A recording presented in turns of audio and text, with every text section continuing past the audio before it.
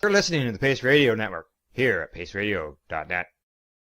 The opinions of the individuals during this broadcast are their own and may not be the opinions of their group or other organizations they may be involved with. All medical advice during our broadcast is not a medical opinion and should be checked with your medical physician.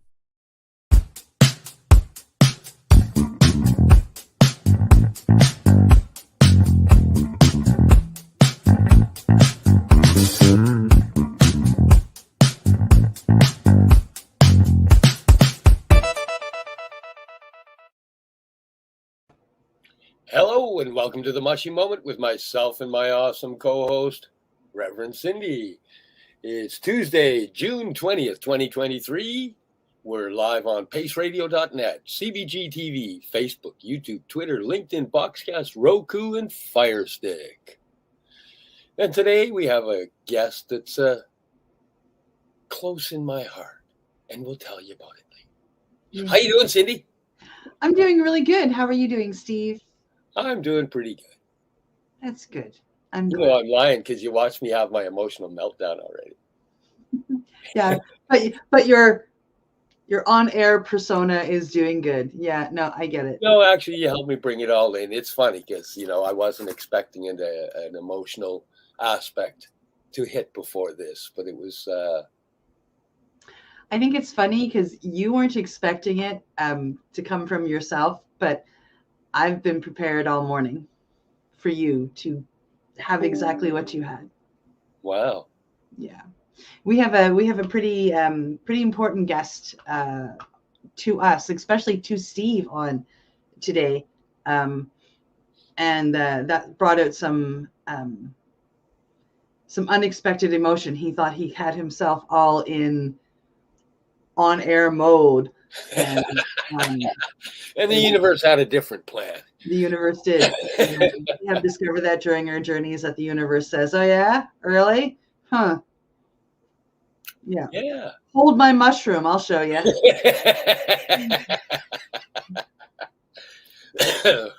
Yeah. Yeah. So into the banter today. Today's guest is somebody that is very near and dear to Steve's heart. I had the honor, and I do consider it to be an honor, of meeting her last time I was out in British Columbia. This young lady, in my eyes, is an extremely strong human to get up and face every day. To face her addiction, to face her fight. She's a warrior. And no matter what she's going through, one thing I have noticed over the past couple of years of knowing her through you and then meeting her on my own, no matter what she is going through, if a peer of hers comes to her and says, hey, I need some help, boom, she's there. What do you need? You want to get sober? I can help you with that. And she will go through the steps with her friends and, give them a helping hand up, even if she's having a very bad day. And to me, that just says somebody who's extremely pure of heart.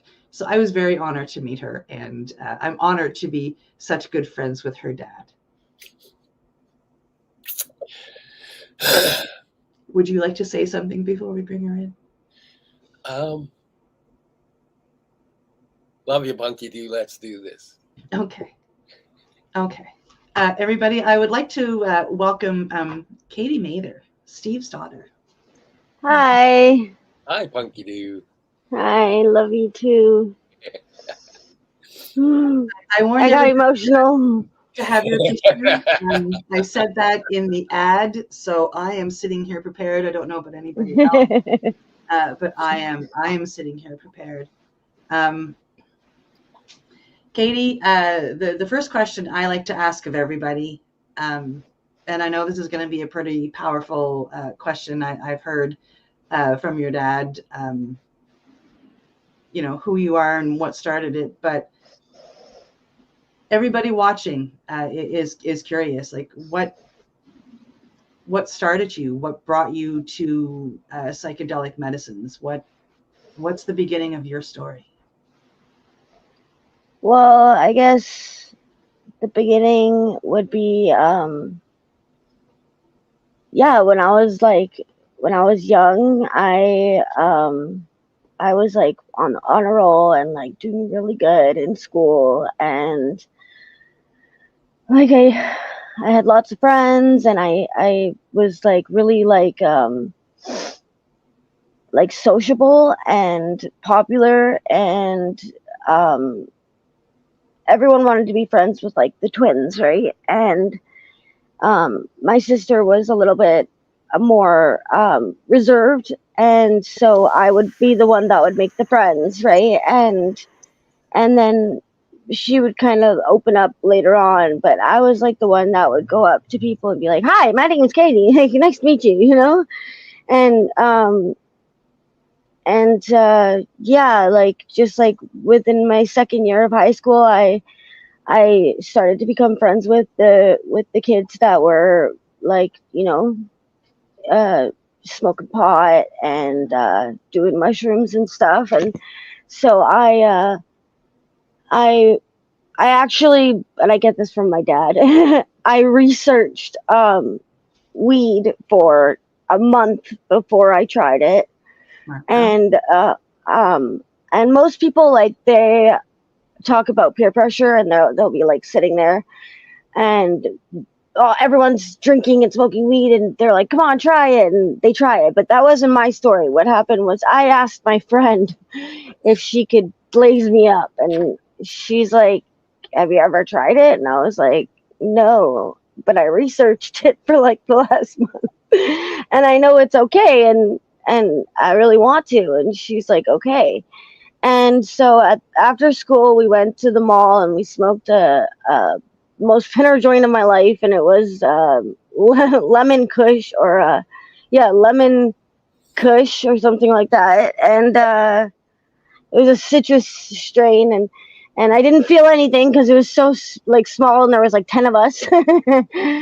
And then the next day, my friend's like, "Hey, let's really do this. Come over." So I got to hit her to 6-foot bong that she named Bongzilla, and and then that's when I felt it for the first time, and I didn't know, and I'll touch on this more later on, but I struggle with mental health, and I was unaware of this until way later on in my life, and I can look back and see it now, but at the time I didn't know what was going on with me inside, and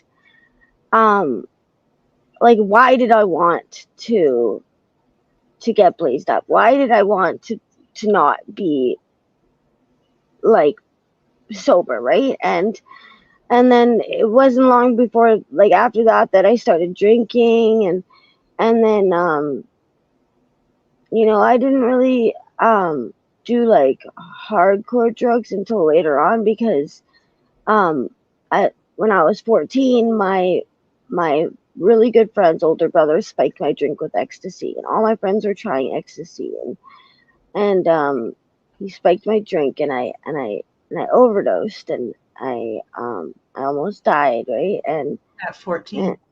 At 14, yeah. And I had to go to the hospital, and they had to pump my stomach, and I had alcohol poisoning. 80% of the water in my body was replaced with alcohol, and they found ecstasy in my system, and I didn't do ecstasy. So my parents used this experience as a perfect way to manipulate me into thinking that I was allergic to drugs. So sorry, my phone's at 5%. I gotta plug it in. So I didn't try anything after that for a long time. Yeah. And yeah, so I kind of was watching my friends do it, right? And when you say it, do you mean drugs in general, or drinking in particular, or? I guess I would say like drinking and doing ecstasy at the time. Okay. because I didn't want to do it, right? Because I was scared that that was going to happen to me again, right? Yes. There we go. Now I'm plugged in. Oh no. And yeah, so I eventually tried it, right? And it was amazing. Like, I loved that feeling of being out of myself for just like a moment. And I was struggling with not just my mental health, but at the time, but with like mostly with mania. Like, when I look back, all throughout high school, I was manic. And for people who don't know what that is, it's the part of bipolar disorder where you are extremely high. So you're very sociable, and it's noticeable. It's noticeable that you are very energetic, and you just taking like risky behaviors, and just completely like I just did, like, honestly, what I would say is I didn't care about anything, right? I would do anything. I would do any dare. I felt invincible pretty much, right? And so I was the one at the party that had to do the most, and had to be the most like messed up, you know? Um and so I became like a really bad alcoholic, and that's kind of what I chose, right? Was alcohol.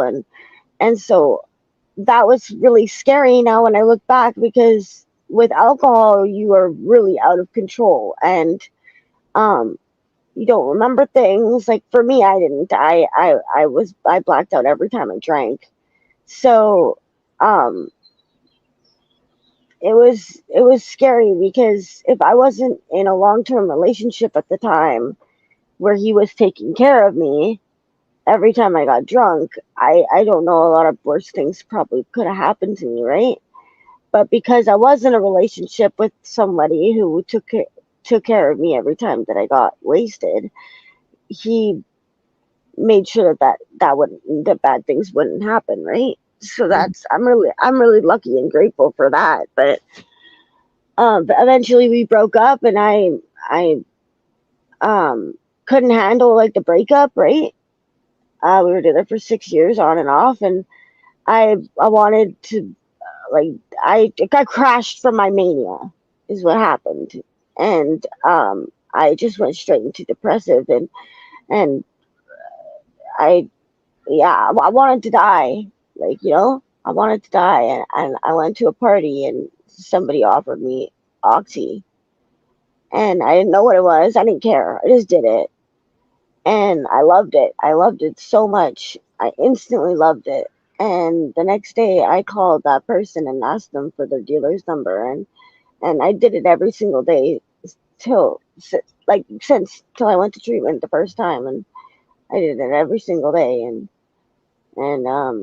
I was able to manage it for the first like 3 years, but then it got out of control, and my sister had my nephew, and I was just not. I was more entering that out of myself realm than being in myself realm, and I find that was because I was so unhappy with who I was and what I've done in my life, and I didn't know why, but I always felt that way, always, for as long as I can remember. The drugs or the alcohol. I mean, you're bringing up memories from me. Alcohol was my first drug of choice as well, and it was the escapism. It was for those few hours that I was drunk. Eventually, you know, on cocaine, I wasn't in my life anymore. I was a very happy person that was very sociable, and I didn't have to think about what was driving me to drink. Yeah. That explains what was happening for you or not. Yeah. Totally. That's exactly how I felt. Like, I had hardcore identity issues, I would call it. Like, I I didn't know if I wanted to be like the preppy girl or the emo girl or whatever, right? So I just like was really like I didn't know who I was or You what both you who and I your wanted to sister be. always, you and your sister always kind of struggled more with trying not to be each other, but never Yes. really looking for your own self, because you guys were always just the twins. It's the twins. It's the twins. The twins. Yeah, But in exactly. what I saw as a parent, I saw you guys struggling to not be the same. Yeah. Yeah, Twins, but yet trying to have your own identities. exactly. And yeah, I think that was a huge thing because we were always the twins. That's so true. And it we tried so hard to be like the complete opposite of each other, you know? And I think we did good at that. Because naturally we are complete opposites, like our personality, you know? But like we went as far as I would always be blonde and she would always be like dark haired and like all throughout high school. Sorry, I'm at 1% and I'm just looking for a charger. No worries. If you fall out, we'll just come on back in when you find a charger. Oh, And perfect. I found one. we'll keep chatting. Okay. So when you were 14, you discovered, some. Oh, okay. So when she was 14, I'm going to ask you this question because you know too. She discovered some, basically, she said mushrooms and cannabis, but the same people that she discovered those through also had alcohol. So eventually she went to a party and drank, and at 14, 15, somebody slipped her some ecstasy, and she had it didn't turn out to be good. And you and your wife at the time handled it with the best knowledge you could at the time. Which worked for a little while, but she eventually went back to the drinking and the ecstasy. And the drinking was what she got addicted to, obviously. Am I right? Yes, and she has similar patterns to me. There's no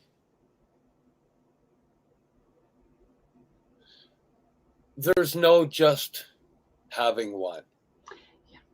Yeah, because she even said that, like I would get stupid drunk, like I would get blackout drunk, and very thankful that she had a boyfriend because she would get blackout drunk and he would make sure that nobody touched her and she got home. And then she became single and tried Oxy, and that led her to her next stage of the Oxy. I lose track of time in there, but the Oxy's a little later on. It's like we're having problems by I guess grade 10, but by the time they're graduating in grade 12, we all know there's some problem going on, and some of us are completely clued into what the problems are. We're realizing it's drugs and alcohol. At that point, I didn't know there was opioids involved. Yeah, well, from what she said, that she at that time it was ecstasy and booze, and then it was 5 or 6 years later that she discovered Oxy when she lost the boyfriend that she had through that period of time of ecstasy and booze. So, and she discovered Oxy, and her sister had her nephew had the baby, had Jordan. Jaden. Jordan was. Jaden. Why do I want to call him Jordan? Jaden. That's the father's name. Right. So there is a Jordan. So I'm just mixing up names, which is for my age normal. So, and now she's back, which is amazing. So there we go. At how old were you? And I'm just was recapping with your dad up to the point where you discovered, Oxy at the party. And you said that was about 6 years after, you started drinking. Yeah. In 2021 at that point in time? Yeah.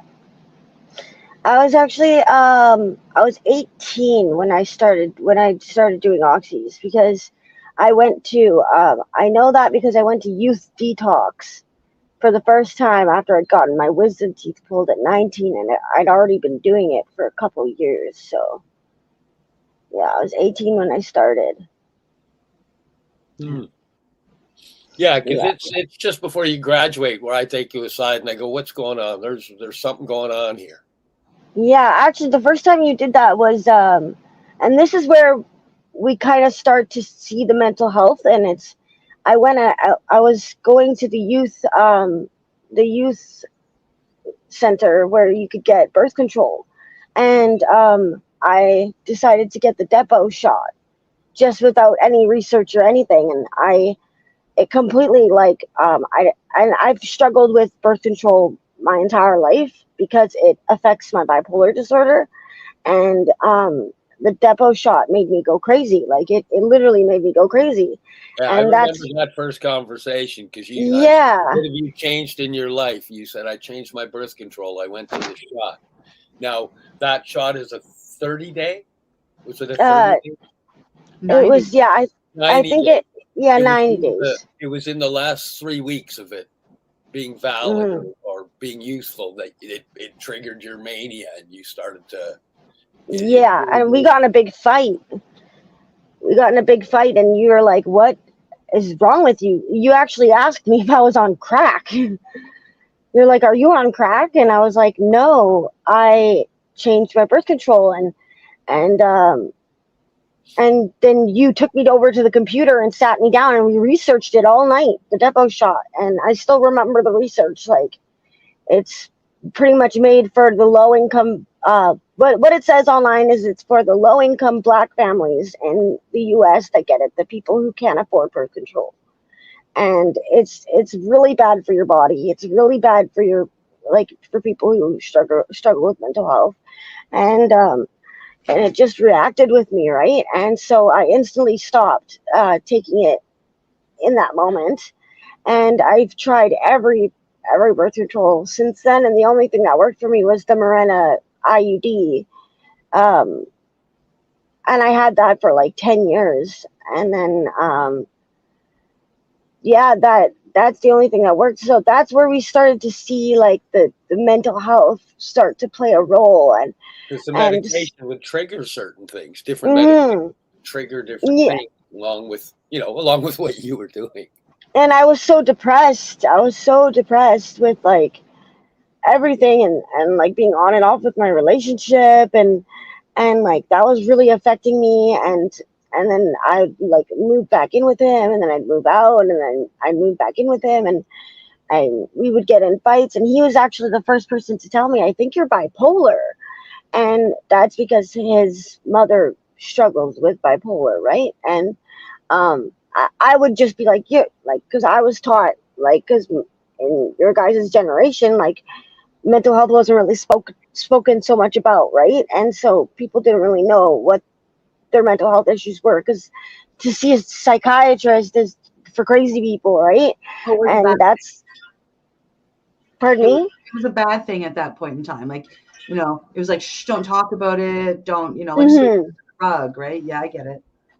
Exactly. So I just didn't like the first time I got diagnosed. Actually, I was 16, and I was living with my boyfriend. We got in a big fight, and I told him, "I'm gonna kill myself. I'm gonna kill myself today. I need to go to the hospital." And I'm like, "Please don't." Like, he was going out with his friends. I'm like, "Please don't leave." And he left, and I went into the bathroom, and I started to cut myself, right? And my friend, a good friend of mine, lived across the street, and she just decided in that moment to come check on me, and she did, and she brought me to the hospital, and I just went into the ER, and I was like, "I'm gonna kill myself," and they put me under the Mental Health Act, and I was there overnight, and they made me see a psychiatrist the next day, and they told me, "You're a manic depressive disorder." And I was like, I didn't tell anybody. that had happened, and they told me I needed to go on medication, and I was like, "You guys are crazy, not me," And I didn't take any medication from them. I was like, because because actually my dad told me not to take medication, right? Like, don't take medication from the doctors. It's bad for you, right? So I I just didn't was say like, that. no, that was generally what was said, Yeah, right? I mean, not all of it, but like, yeah, you don't want to like, yeah, the Like SRIs the and antidepressants and stuff, right? Like, and so Yeah, don't say medicines. There's certain medicines that yeah. better ways to utilize repairing damage. But since then, we've learned that I need to be on my medication, right? Yeah. Like that. It's when I'm not on my medication, and if you learn the statistics of bipolar disorder, it can take up to 10 years since being diagnosed for you to find the proper. They use the word cocktail of medications for because it's a for your chemical balance. disorder. Everybody's, and they've got to find the right medication to get your balance back. Exactly. And I found mine. I'm on the proper medication. I'm currently medicated, which is good. I find that when I'm PMSing, that's when I kind of do I don't need my medication, and I stop taking it for like a week. And that I really struggle with, because I'll stop taking it and I won't tell anybody, and then I'll just like forget, and then I'll stop taking it, and for like a week, and then I have to start taking it again.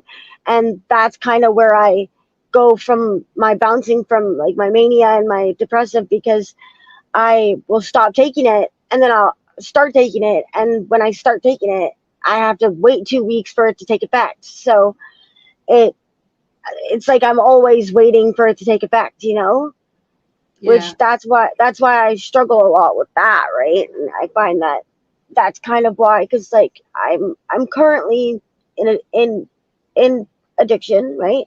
Yeah. And that is a big reason why, is because of my mental health. And I think the reason why I'm an addict, I personally believe the reason why I'm an addict is because of my mental health.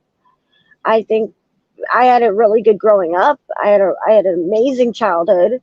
I had everything I could have wanted. My parents provided. You know what? As much as you believe that, because that's kind of your normal, that's not true.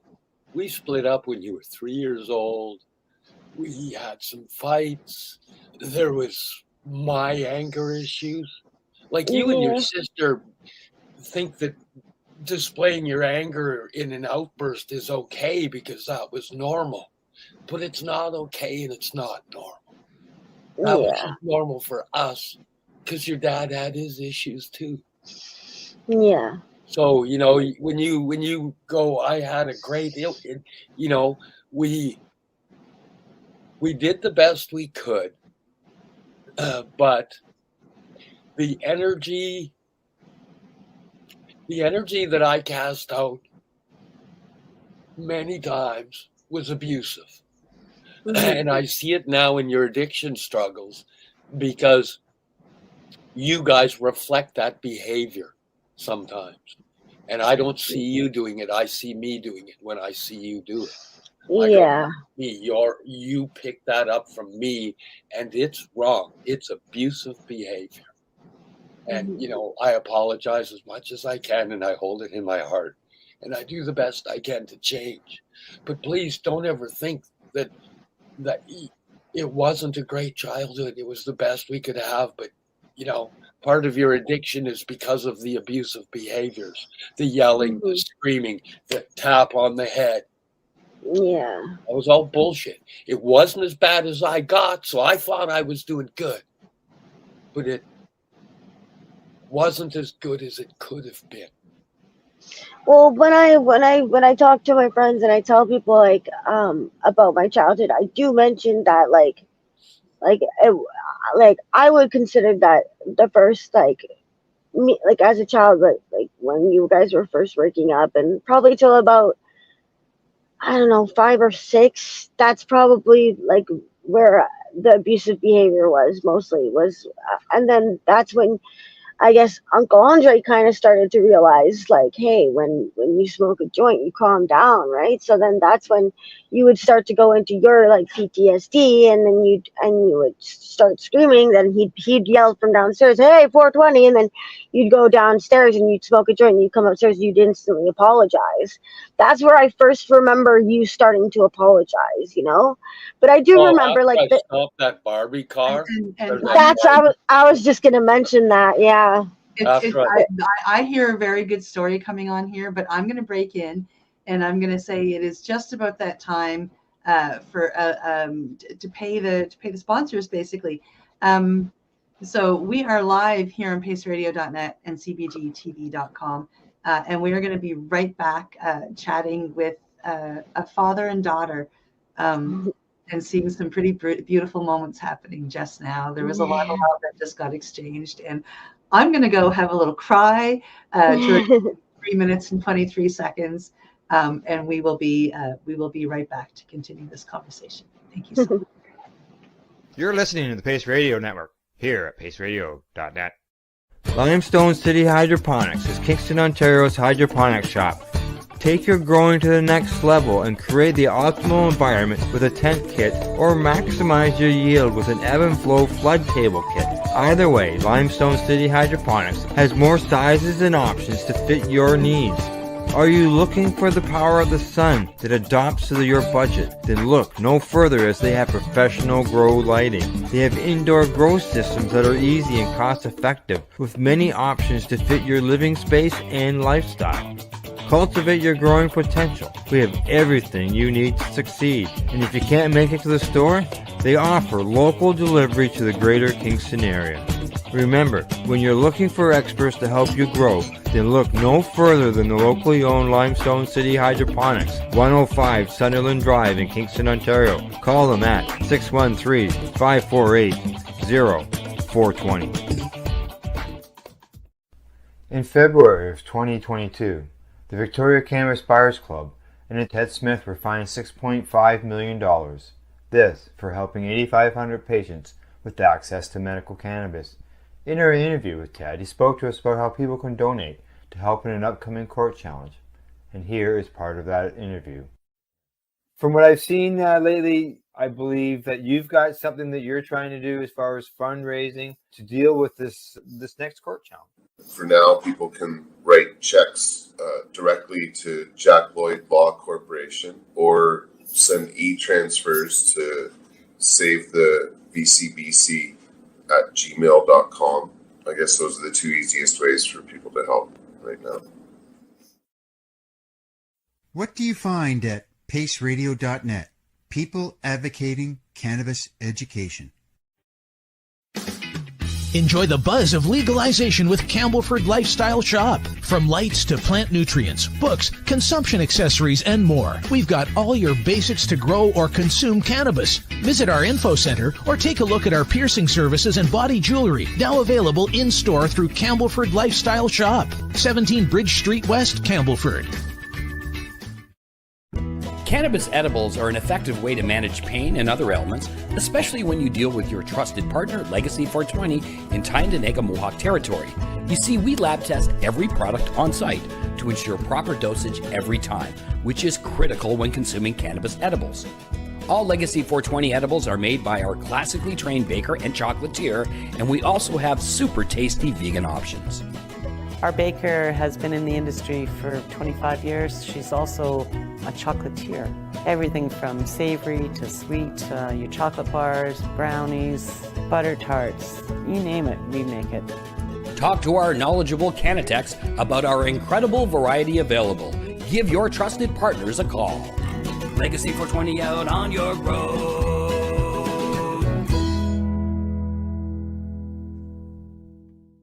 You're listening to the Pace Radio Network here at paceradio.net. And we are back from our medication session. Yeah. Whew. Okay.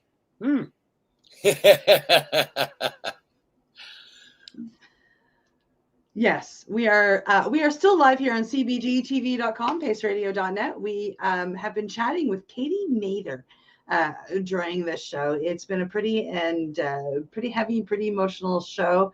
Yeah, Of sorry, course, my mind floats out on me. that's okay. She is the daughter, of course, of my co-host Steve.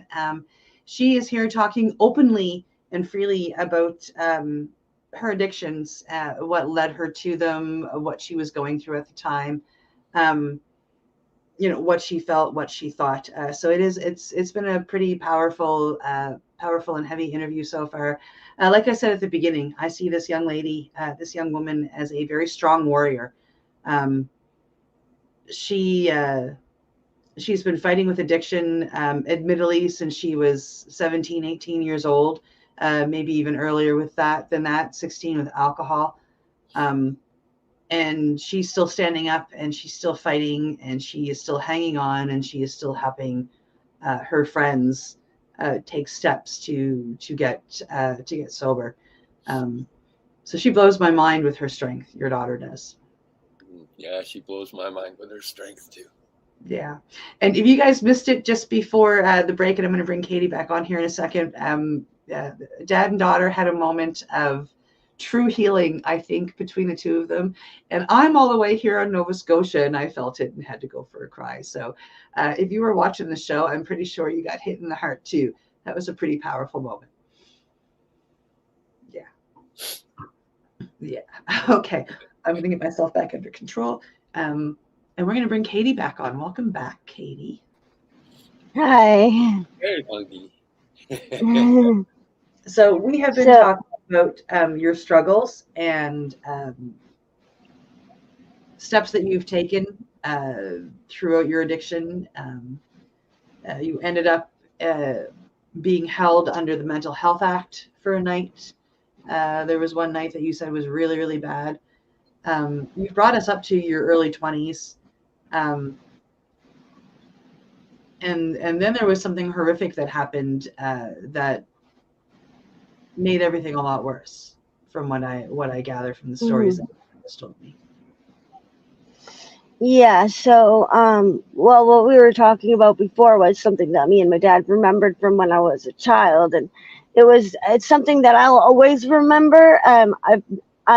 I don't just remember it from like us speaking about it. I actually remember it because it was such a intense moment. My grandparents on my mother's side had moved to Calgary, and they would come out once a month and visit us. And my step grandpa, he would always take us shopping and buy us like whatever we wanted, right? And he bought me it was a Barbie bus, and I loved it, right? It was like everybody wanted that Barbie bus, and I had it, and I loved it. And we had a window in our room that he kept telling us to stop opening it because you had to close it from the outside, and it was hard to close, and he was the one that had to close it every time, and we kept opening it anyways, and he came in one day and saw that it was open, and it would when it was windy, it would sway back and forth, right? And so he came in one day, and he was mad that it was open, and he had one of his tantrums, and he grabbed my Barbie bus. Myself, I was having a man. Yeah. So. Totally, and he grabbed my Barbie bus and he threw it, and I came running into the room and I tripped on your Barbie bus. Yeah. And then I kicked it, and then I had a tantrum because I knew I was being a fucking moron, and then I picked it up and smashed it on the ground. Yeah. And I looked into the eyes of my kids and saw nothing but fear coming back at me. And in that moment, I realized that I had a lot I needed to change about myself if I wanted to teach them how to be good people.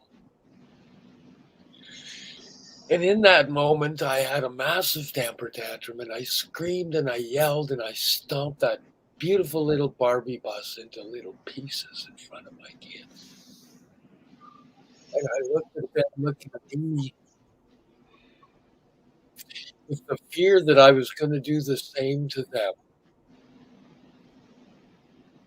And something inside me said, "You need to change, brother. This isn't good." So that's kind of the first. There's two episodes that happen. One happens with my son as well, and I think I've talked about it on the podcast before, where I'm just losing it, and I'm yelling and screaming at him, and he just looks at me. He's 6 years old, and he looks at me and goes, "If you need to yell and scream to feel better, Dad, it's okay, but I'm right here. You don't have to yell. I can hear you." And then I'm in manic. I don't know at this time that I'm in manic. I don't know what that is. And I just continue to blow up, and I watch him look at me like, okay, what an idiot. But those two moments in my life just kept doing this. You got to fix that. You got to fix that. It's wrong. And it's been a long struggle trying to fix that and learn patience. Mm. But that's kind of one of the two motivating factors for the microdoses, right? And that's kind of where it started with you and the recipe and making those, right? So we struggled with going back to when I was in my 20s. I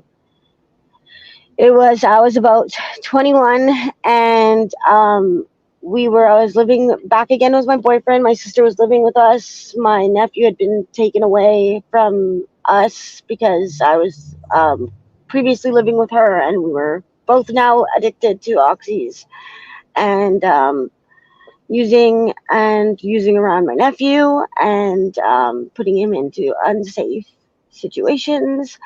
And my parents came and they took him away, right? And we moved in with my boyfriend because we couldn't afford the place anymore. I stopped working, and I had gotten a dog with my boyfriend 3 years prior. For the first year, I took care of the dog. I was working as a chef at White Spot, and I took my day shifts off, started working night shifts. And I would just take care of the dog during the day and work at night, and that was my life. And then we broke up for 2 years, and when we got back together, the dog was a completely different dog. He wasn't the dog that I remembered, and I was afraid to be around him.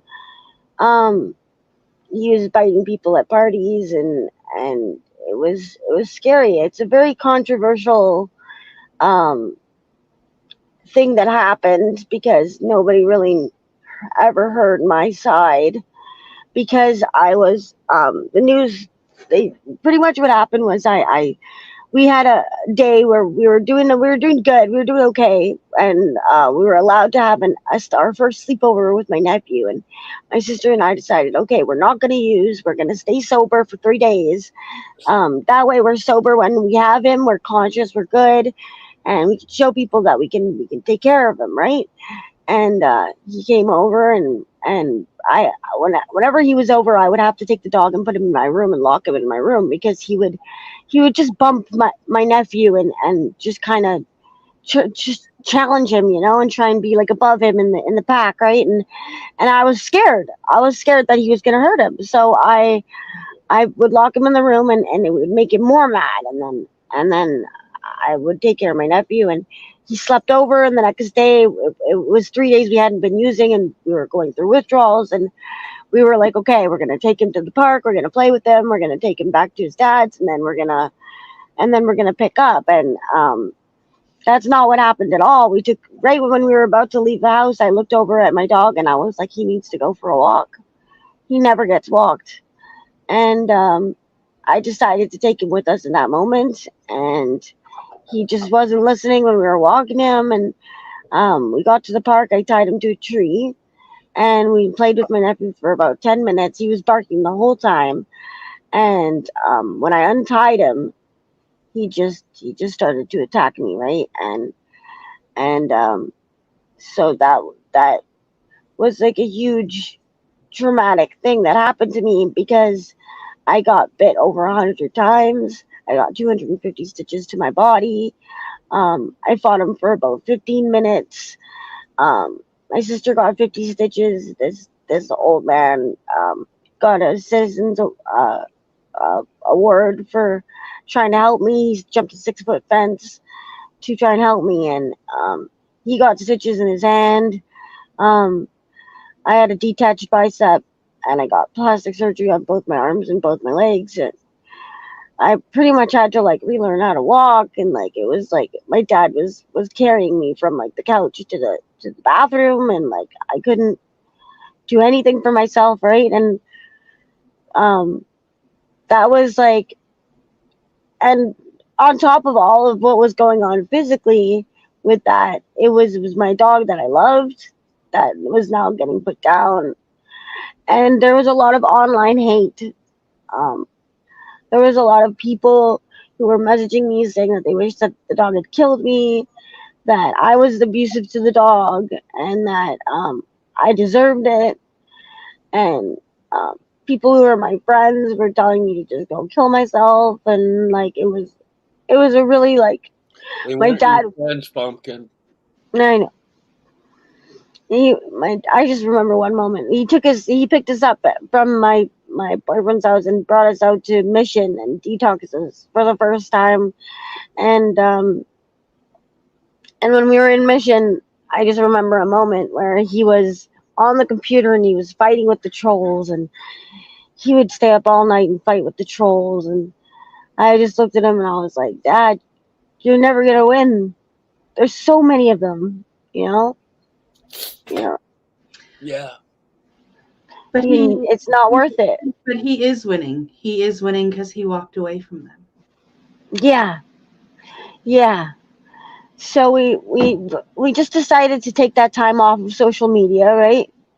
And just deal with our addictions, and we were seeing doctors and stuff, and I was getting checked out for my wounds, and I'd have to go get my stitches checked and my dressings redressed, and it was a long process of healing physically, and there was a process emotionally of healing in that too, because this is where we start to get into like society, and at that time you couldn't just get on methadone or Suboxone. You had to get on a wait list and see a doctor, and you had to pay for your methadone every day, and it was like $12.50 a day that my dad had to pay it because I had no way to pay it. Well, at first we couldn't even get it. At first we drove to the 3 different places, and they just, we would leave there. We would go in and we would talk to the doctors and the nurses, and only certain doctors could prescribe methadone at this time.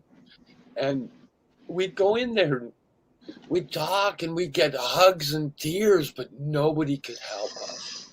Mm-hmm. I'm sorry, we can't help you. We can put you on the list and maybe you can come back in a month. But we can't do anything right now. And that was over and over and over again. We got that. Just that society cycle of call this number, call this number, call this number. And then we're like, well, that number just told us to call this number. And they were doing that, the runaround, right? And that was actually where all of the news stories came in handy. Because I got a hold of the College of Physicians and Surgeons and told them that they would become a really big news story if my girls weren't on methadone really fast. And amazingly enough, they had them on the methadone program the next day. Yeah, and I personally like Suboxone better than methadone. I find that methadone is, for me anyways, it's a crutch. When I'm on methadone, I can use freely and I don't have to worry about my withdrawals because I can just take my methadone and I'll be okay. You know, so it's kind of more of like a helpful thing for me in my addiction than it is for a helpful thing in my recovery. Suboxone really helped me. When I was put on Suboxone, I stayed clean for the first time for 7 months, but I was on Suboxone for 3 years. And then I got off of it, went back on it, and then I was still in addiction, but I was off of opiates for 2 years, not by choice. I was in an abusive relationship, and I wasn't allowed to use opiates, so I chose not to because it would kind of curb those beatings, right? And And yeah, so at this point I'd been to so I guess we'll talk about the strip, right? Like I was living in Mission with my dad, and he had detoxed us with his full spectrum cannabis oil, and we were off of it for 5 days. We were off of opiates, and we didn't even realize that we were off of it. We were sleeping it off. We would wake up and we'd start to feel it, and he would be like, "Go eat some more oil," and we would just eat the oil and pass out. And 5 days went by, and I had my stitches in my body, and we went and saw my doctor to go get my stitches just checked and stuff. And my dad because pulled them aside. I'd been changing the bandages, and there was enough wounds between the two of them. It was costing me $100 a day in the bandages and stuff we had to put on them.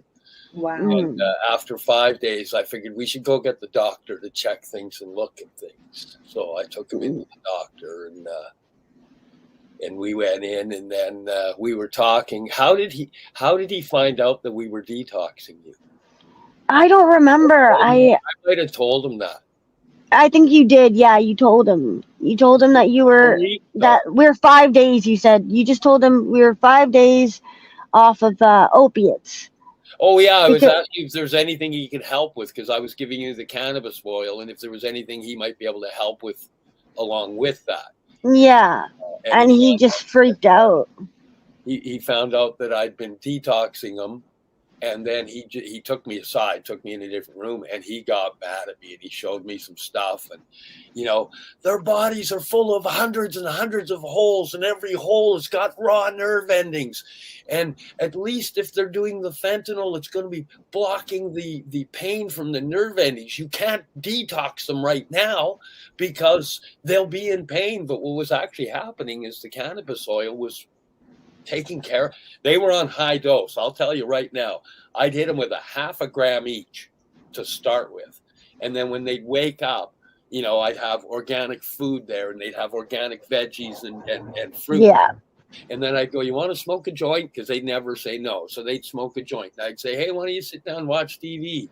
And they'd finish off the joint, and I'd come over with more oil. "Here, you should do some more oil." Hit them with another 0.5 gram, and they'd, after a little bit, you're tired. They'd go and lay down. So they didn't feel their struggle, but I would go in and watch the struggle.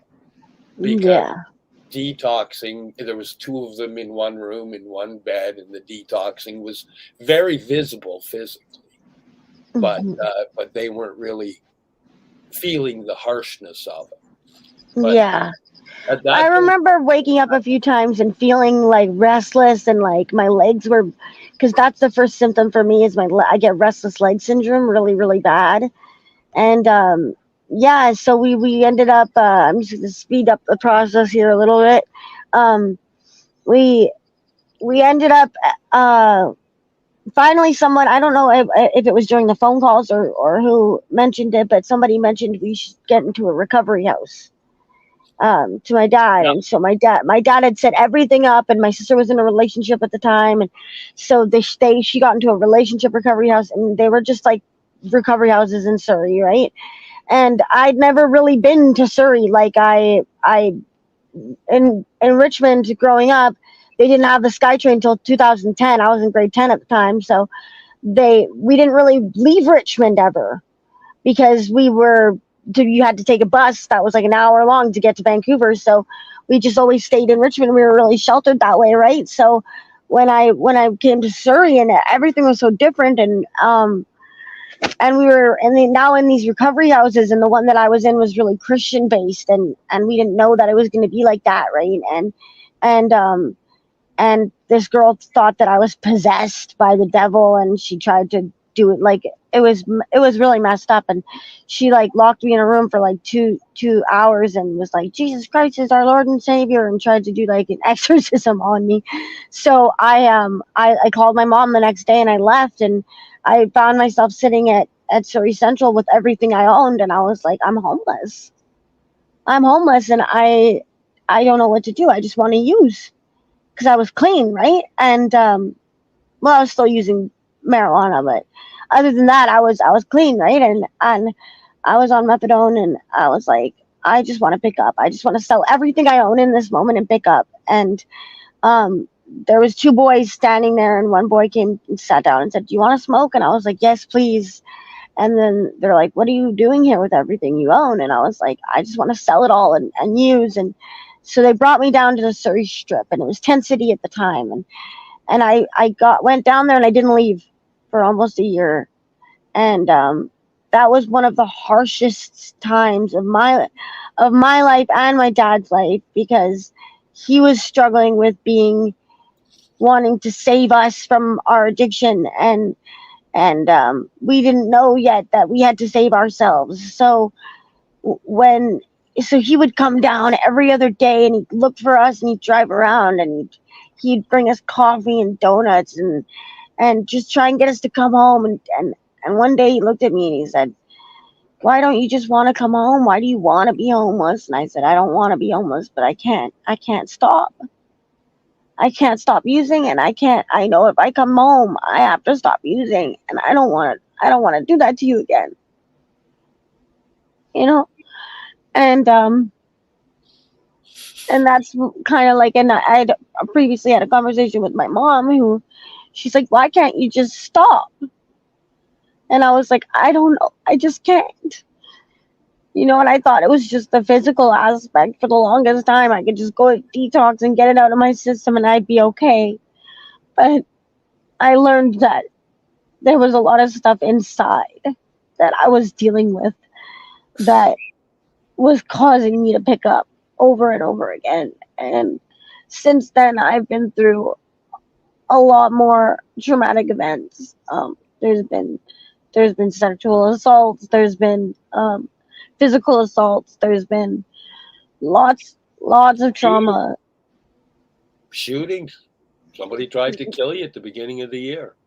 Yeah, my house at the beginning of the year on January 4th got shut up, and I was in my bedroom when it happened. They emptied a full clip through my bedroom window, and I was standing with my boyfriend in my bedroom when it happened, and it was like there was like a magical like force field around us, because not one bullet hit us, and we're so lucky to be alive through that. And like we had to run right from the city, and like we didn't know if we were safe, and everywhere we were going, we just had to look over our shoulder, and it was just really scary. And there's been lots of like moments, so many I can think of, right, that were so traumatic, and so now my struggle is, and I've been to recovery. I've been to treatment at this time 4 times now. I've been to Westminster House the first time. I went back, but I only went for like 7 days, and then I left. And then I went to Campbellford House, and I stayed clean for 11 months. And then I relapsed, and then I went back to Campbellford House for 4 months, and then I relapsed. So, and I went to detox once since then, and it's been at least 6 years now that I've been back in active addiction. And I need to break in here because we are sadly at that time. I know. Can I invite you back next week for part 2 of this conversation? Sure, that would be awesome. I would really, if we have to, we can pre-record beforehand. But this has been, we're only hearing just a little bit, and I would really, really, really appreciate if you would come back. I would be very honored. Yeah. Okay. Yeah. Sure. That'd be awesome.